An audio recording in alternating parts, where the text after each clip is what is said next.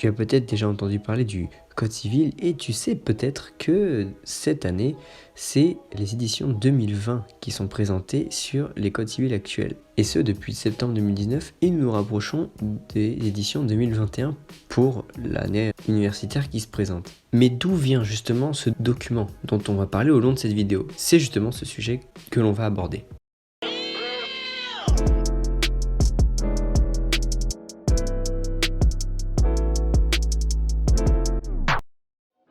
Pour ceux qui n'ont absolument aucune idée de ce qu'est le Code civil, je vais résumer ça en disant simplement que c'est un gros document bien Géchard, tu vois, qui regroupe l'ensemble des règles dans des domaines précis, issus du domaine qu'on appelle le domaine civil. Et quels sont justement ces domaines civils?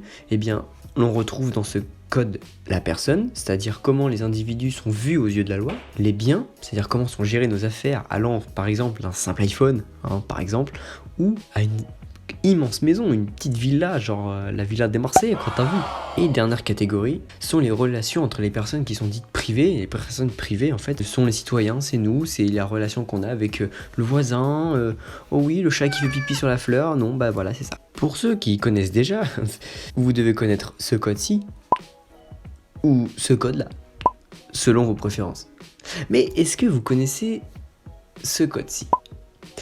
Il a un aspect un peu plus vieillot et c'est normal parce que c'est l'arrière, arrière, arrière, arrière, arrière, arrière, arrière, arrière, arrière. A few moments later. Arrière, arrière, grand-père. Il s'agit en effet du premier code civil, la première parution du code civil. Et c'est celui-ci qui va nous intéresser au long de cette vidéo. Pour étudier la création de ce code, remontons environ jusqu'à l'an 1800.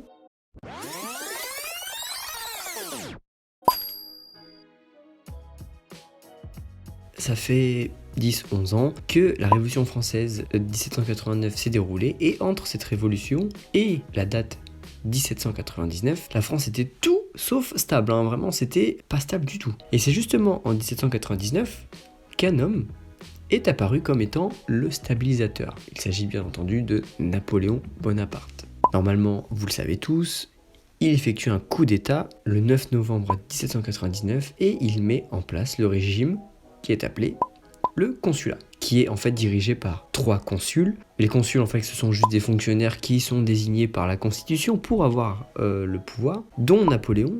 Et l'un de ces consuls, il est même le premier consul. Donc il faut retenir qu'en fait, Napoléon n'était pas encore empereur comme on pourrait le penser, puisqu'il est bien connu pour avoir été empereur. Il faut retenir aussi que Napoléon était un grand militaire, très carré, au point de faire son lit carré, quoi, tu vois, il faisait un lit, t'es carré, mec. Mais surtout, ce qu'il voulait vraiment pour de vrai, sérieusement, c'est qu'il voulait avoir la main sur son pays. Il voulait vraiment avoir le pouvoir pratiquement pour lui tout seul, à l'image des rois de l'ancien régime. Alors que justement, la révolution était là pour ne plus avoir de roi, en fait, et ne plus avoir de contraintes par ses rois. Et c'est ce qu'on appelle justement le phénomène de centralisation, c'est-à-dire que le pouvoir est centré en une chose ou en une personne, ici à savoir Napoléon. Lorsqu'il prend en main le pays, elle était divisée en deux. On avait au nord le droit coutumier, donc c'était pas des textes écrits en fait, c'était simplement des coutumes qui devaient être respectées. Au sud, le droit était écrit. Étant donné que Napoléon voulait avoir la main sur tout le pays, il était évident que la France ne devait pas être divisée, mais évidemment unifié pour que les règles s'appliquent à tout le monde, pour que les règles que Napoléon met en place s'appliquent à tout le monde. Et c'est pour cette raison que Napoléon, en août 1800, choisit 4 personnes, 4 professionnels en matière de droit pour réaliser ce gros document qu'on a vu au début, tu vois. Et ces 4 personnes sont, je cite, Portalis, Maleville, Bigot de Préameneu et Tronchet. Ces personnes n'ont pas été choisies par hasard, parce que je rappelle, la France donc était divisée en deux, le droit coutumier au nord, et le droit écrit au sud. Et donc, Portalis et Maleville, les 2 premiers que j'ai cités, ils sont issus du sud de la France, et donc sont experts en droit écrit. Quant à Bigot de Préameneu et Tronchet, eux proviennent du nord de la France et sont spécialistes en droit coutumier. Pour unifier le droit civil en France, il fallait évidemment s'inspirer des règles qui existaient déjà au nord et au sud, pour pouvoir faire l'unification d'un seul texte. Mais ils se sont aussi inspirés du droit canonique. Pour faire simple, le droit canonique, c'est les règles qui ont été adoptées par les autorités catholiques que doivent respecter les fidèles.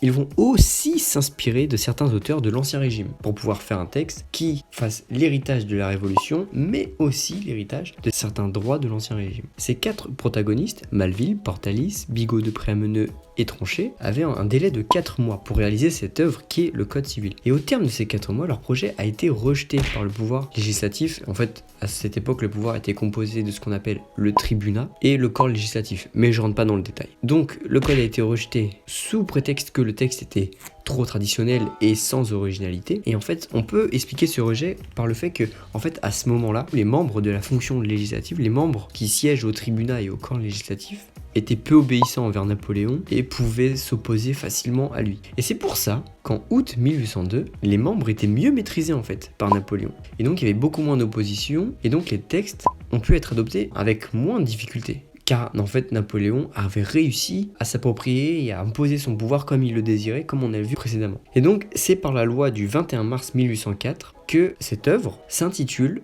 le Code civil des Français, dans lequel il y a 36 lois votées et un total de 2281 articles. Pour rappel, Napoléon n'était pas encore empereur au moment où le Code civil est apparu. Il est consul à vie et c'est seulement après, en mai 1804, qu'il devient empereur. Et c'est en 1807 que le Code civil portera le nom de Code Napoléon. Voilà pour la création du Code civil.